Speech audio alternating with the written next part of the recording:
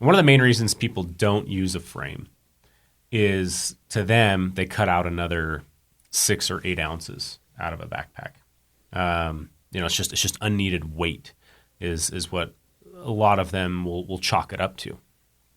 I'm gonna put an argument in here for two different things in our philosophy with design.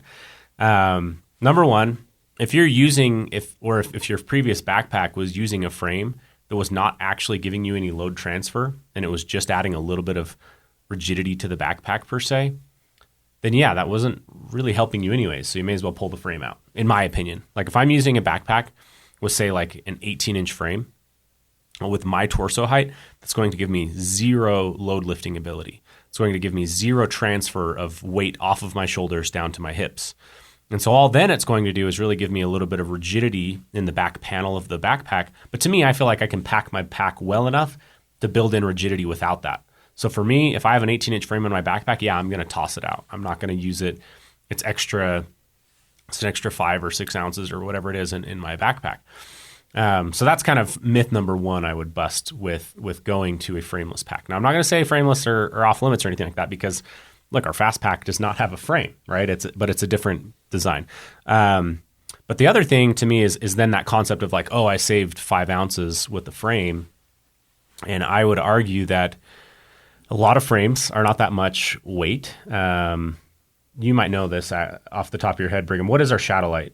So Shadowlight frame is it's basically like 3.7 ounces, and it's a very effective frame. Honestly, I'm pretty ignorant to the weights of competitive frames out there. Might as well just say it's probably middle of the road. There might be something out there that might be an ounce or two heavier. There might be something that might be an ounce lighter. So keep that in mind. Under 4 ounces for the Shadowlight frame. And do we have a ballpark estimate on this frame? Yeah. It's lighter. We'll just say it's lighter, I guess, for now. Yeah, or it's lighter. It's even lighter than the Shadowlight frame. So let's just say, I'm guessing sub 3 ounces would be safe to say for now. Generalized. Yeah, if you were to, let's say, by the time you eat 2 Cliff Bars, you will have accounted for the weight. That's a nice cryptic. Of our Kids Cliff Bars or full-size Cliff Bars? By the time you take a sip of water out of your water bottle, you will have accounted for the weight of the frame. So I just wanted to kind of talk about those two aspects of going frameless versus framed.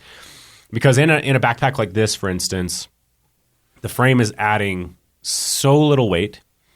But then again, the whole purpose of a frame is to load transfer. So keep those in mind as you are maybe backpack shopping or looking around. But that is really something that rings true to us, is the need for a frame and the need for it to work as a frame should work. And really the lack of penalty per se in having a frame. Now, I guess if you get real nitpicky, there might be a few other weight costs. You do have to sew in a small webbing channel to have a frame. So there may be a few added ounces, 1 or 2 added ounces to have a webbing channel for that. But overall, it's a tiny sacrifice in weight, tiny, in order to load transfer and carry a backpack at a much more comfortable ability to carry that weight. And so again, for us, when we're doing something such as this, you went to Highline Trail, look, we're starting with 5 days worth of food.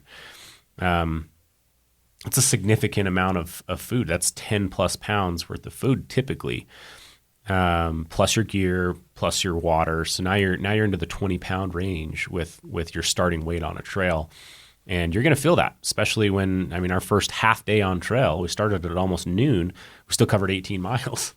So there's still a lot of time on feet, still a lot of mileage that you're covering, which for us is, again, why it's critical to have a frame and to stay really comfortable. But we are limiting the weight of those frames. And with the CS40, I love that it's not overly stiff, but it is great at transferring that weight down. It's just such a great balance. So